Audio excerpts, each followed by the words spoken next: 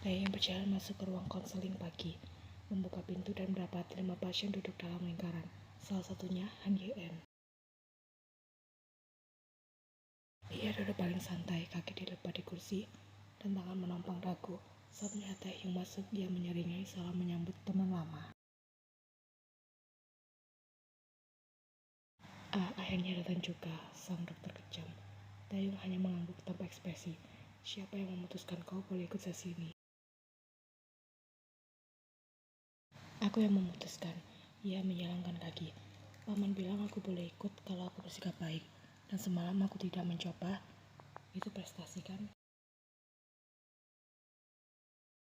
Taehyung melirik suster yang berdiri di pojok ruangan.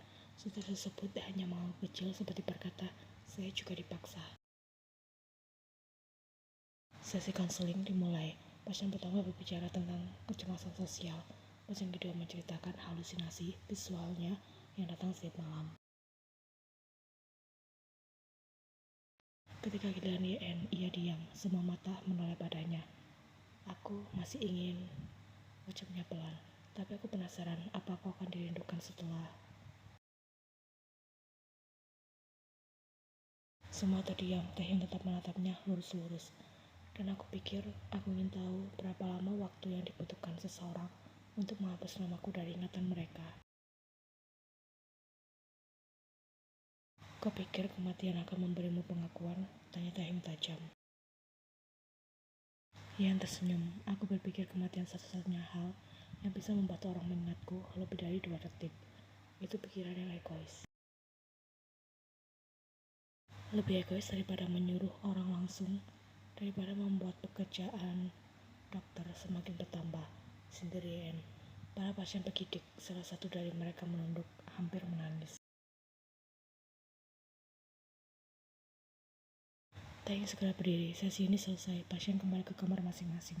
Semua bubar. Yan tetap duduk. Saat ruangan kosong, ia menoleh pada Taehyung. Kau marah karena aku mengulang kata-katamu, Dr. Kim?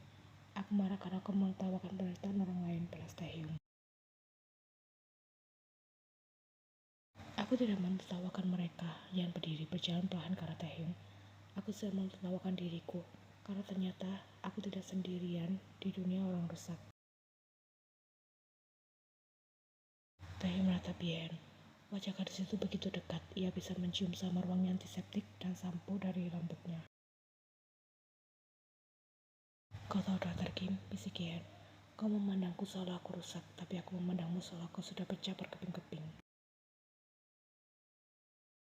Taehyung mundur 1 langkah. Kau tidak tahu apa-apa tentangku.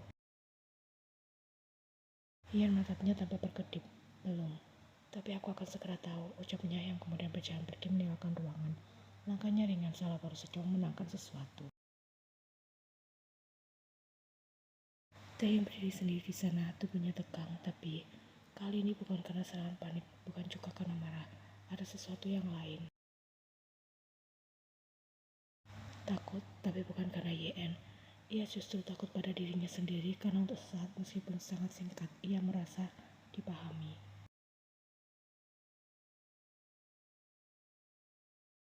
Taehyung duduk di ruangannya selama hampir 1 jam setelah sesi konseling bubar.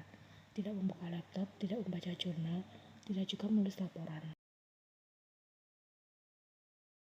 Ia hanya diam, menatap jendela yang tertutup tirai tipis sambil memutar-mutar beban di tangannya. Ada sesuatu dalam tatapan Yan tadi, bukan hanya keusilan atau keberanian yang kelewat batas, tapi ada kejenian atau kegilaan yang jujur yang membuat Taehyung merasa tanpa izin. Kau sudah pecah berkeping-keping.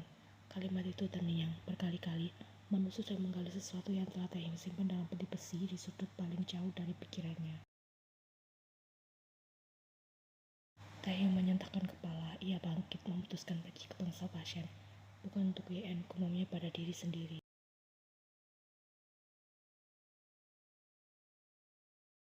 Di bangsal 5B, Ye-en sedang duduk di ranjang, menggambar di atas kertas buram dengan pensil yang sudah setengah patah.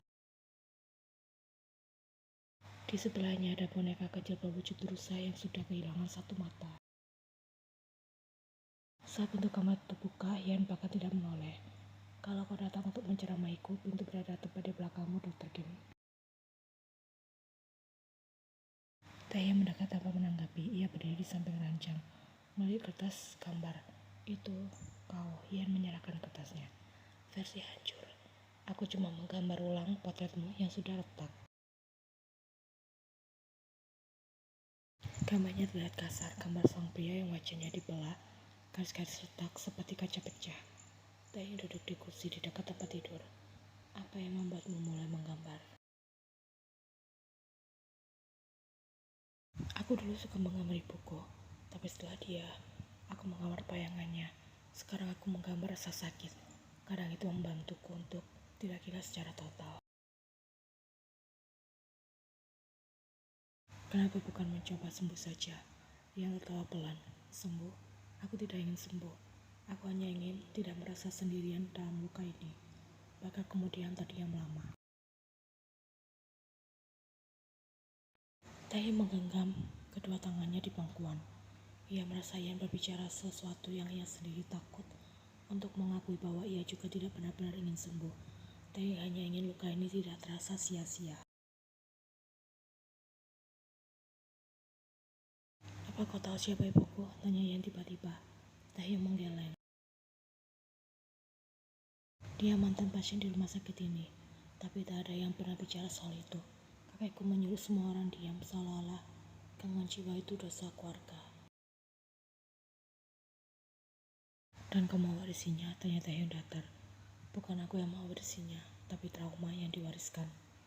Rasa takut dan rasa bersalah itu menurun seperti kutukan yang tidak pernah disembuhkan karena tak pernah diakui.